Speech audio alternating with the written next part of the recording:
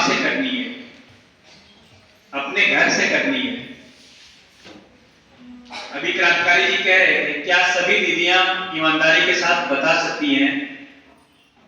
अभी भी, क्योंकि हम भी गांव से ही बिलोंग करते हैं, अभी भी देखते हैं कि परिवार में अगर बेटी का जन्म हो गया तो लगता है कि जैसे पहाड़ टूट गया, बहुत विपत्ति आ गई।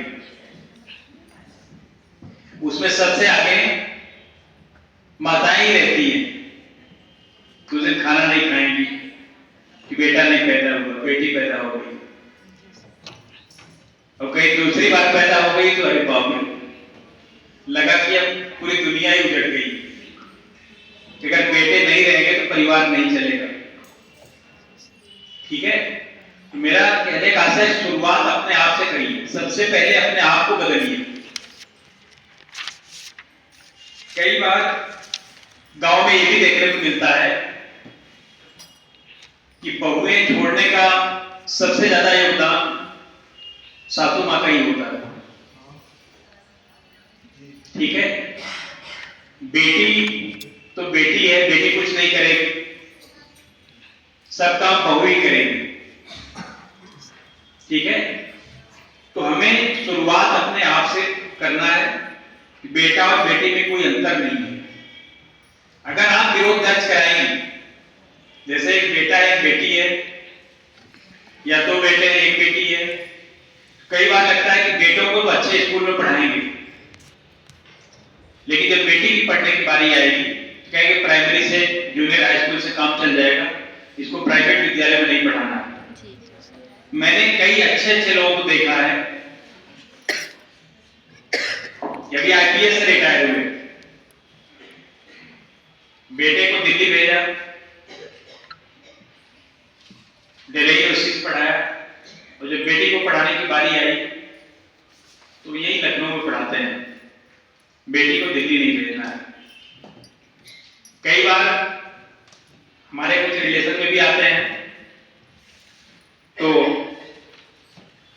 हमारे दो बेटे एक बेटी है, बड़ा बेटा है, फिर दूसरे नंबर पर बेटी है, फिर सबसे छोटा बेटा है जो अभी इंटर में है।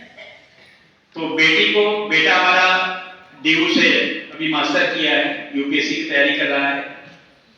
तो जब बेटी का जब सीएमए से पढ़ती थी, इंटर हो गया, तो बेटी से पूछा गया कि बेटा तुम कहाँ पढ़ोगी, क्या करना है तुम्हें आगे? तो कई पापा हम भी डीयू जाएंगे और वहां से हम ग्रेजुएशन करेंगे, फिर हम यूपीएससी की तैयारी करेंगे। तो शाम को जैसे मंडली बैठती है टहलते समय, तो जो हमारे रिलेटिव आईपीएस हैं उनकी पत्नी मिली, तो मिसेज को कहा कि आप क्यों पागल हो गए हो, कि आप बेटी की बेटी है और आप बेटी को दिल्ली भेज दे रहे हो? अरे बेटी को यही पढ़ाई है, लखनऊ में क्या कमी है? हमने कहा कमी तो नहीं है, लेकिन अगर बेटी का मन है, मिसेज ने बताया कि ऐसे ऐसे कह रही थी, तो हमने कहा अगर बेटी का मन दिल्ली जाने का है, दिल्ली पढ़ने का है, तो आप निश्चित रूप से उसको भेजिए। और बेटी अभी ग्रेजुएट हुई है, मास्टर कंडीशन है, वो भी यूपीएससी की तैयारी कर रही है। तो कहने का आशय है कई अच्छे अच्छे परिवारों में आज भी ये विभेद कायम है। ठीक है, बेटा तो कहीं जाके पढ़ेगा, अभी बेटा अगर कहीं कुछ बाहर निकलता है, कोई गलती करके आता है, तो उसको वो दंड नहीं मिलता है जो बेटी को मिलता है। अगर बेटी से कोई गलती हो गई तो लगा कि अब इसको जीने का हक नहीं है। ठीक है, तो हमें शुरुआत अपने आप से करनी है। ठीक है, तभी ये भेद मिटेगा। ठीक है, तो हम डे वन से बेटे और बेटी में कोई विभेद नहीं करेंगे। और अभी कई बार जैसे तमाम रिलेटिव तमाम ये सलाह देते हैं, बेटी आपकी बेटी को खाना बनाना नहीं आता। वैसे पढ़ाई में इतना व्यस्त है लोग, उनके पास टाइम ही नहीं कि घर पर आके आटा गूंथे, कुछ करें। वहां रहते हैं तो वहां भी मेड लगा रखा है, बेटा और बेटी एक ही फ्लैट में रहते हैं। तो कई लोग जैसे शुभ चिंतक, जैसे हम लोग इलाहाबाद में पढ़ते थे, तो कई लोग जैसे सिलेक्शन में अगर किसी को कुछ लेट हुआ तो तमाम लोग ऐसी सलाह करे कि ये छोटा मोटा भी फॉर्म डाला करें, बड़ी यही चक्कर में न बैठा रहे। ठीक है, उसी तरह से सलाह देते हैं कि अरे बेटी को कहीं दूसरे के घर जाना है, खाना बनाने नहीं आता है, कैसे रहेगी, कैसे क्या करेगी। लेकिन आज के बच्चे इतने स्मार्ट हैं, ठीक है, जब उनको जरूरत पड़ेगी कि जो खाना मिसेज नहीं बना पाती हैं, बेटा हमारा इंटर में है, उसको डॉक्टर बनना है, नीट की तैयारी कर रहा है, वो सब बना देते हैं। कहने के तात्पर्य कि जब वो अपने पर आ जाएंगे तो आज की चीजें, सारी चीजें गूगल पर हैं, सारी चीजें नेट पर हैं। जो हम आप नहीं बना पाएंगे वो बना के दिखा देंगे, देखो मम्मी ये ऐसे बनेगा, ऐसे इसकी विधा है। लेकिन उनका अपना कॉन्फिडेंस है, जब हमें करने को पड़ेगा, जो भी करना पड़ेगा हम कर लेंगे, मम्मी पापा आप उसके लिए परेशान ना हुई। ठीक है, तो अभी हमारे पूर्व वक्ताओं ने आपको ढेर सारी जानकारियां दी। एक तो यह है कि हमें अपने आप को किसी से कम नहीं समझना है। जैसा भी क्रांतिकारी जी ने कहा, मन के हारे हार है, मन के जीते जीत। अगर हमारे अंदर कॉन्फिडेंस होगा, आत्मविश्वास होगा कि हम कहीं भी जाके, किसी भी मंच से जाके हम बोल सकते हैं।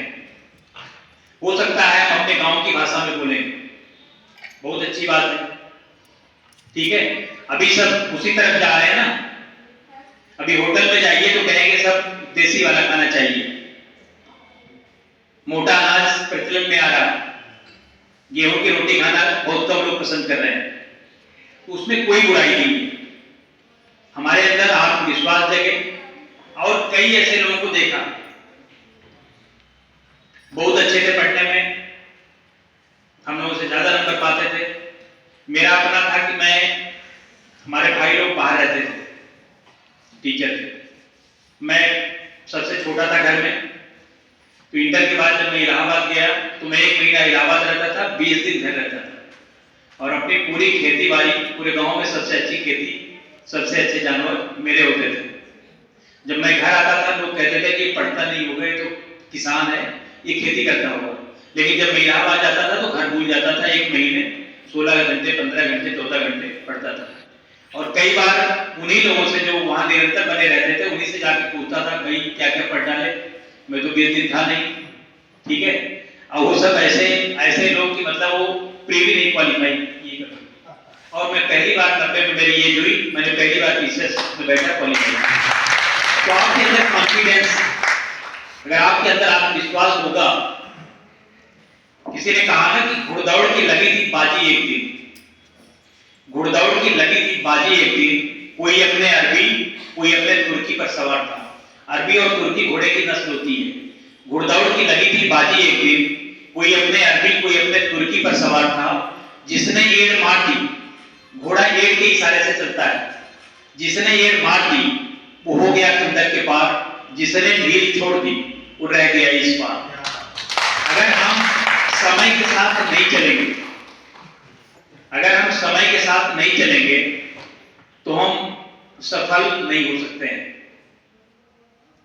तो आज का जो पैटर्न है, हम लोगों ने कंपटीशन में भी देखा कि पता चला हमने ग्रेजुएशन में इतिहास पढ़ा और 90 से 95 जगह जो दौर था पीसीएस का, वो फिलॉसफी और संस्कृत का था।